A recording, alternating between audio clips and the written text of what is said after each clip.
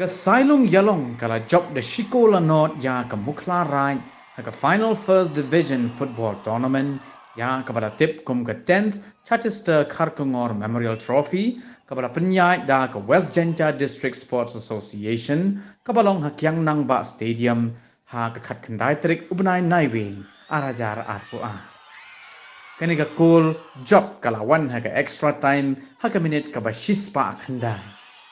Ya kini ka ko la thep da uda uruhi pale kabala biang pura ya ka Sailung Ialong banyora ya ka nam ladu.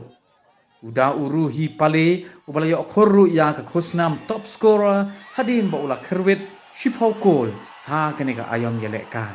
Haka jingya kun kabala long haka por kabala bu happeneng gini ki arliang mamla kalawai da kabaya khai klem don mano ru bayok penci ya ka jar.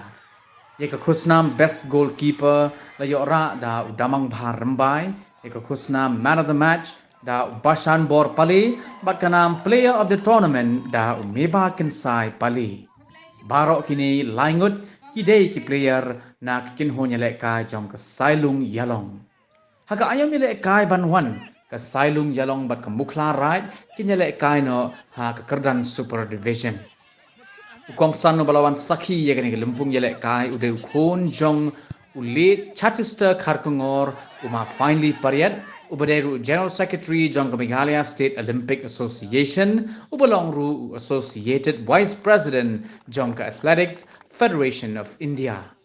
Hagani ka sniu kong sanu la samru yiki khusnam shekin nongjob ha ka jingi don lang jong MLA ka Jawai constituency uma wailat miki shilla Dr. Defender pariat upara jong uma finally pariat nalor kiwai pan.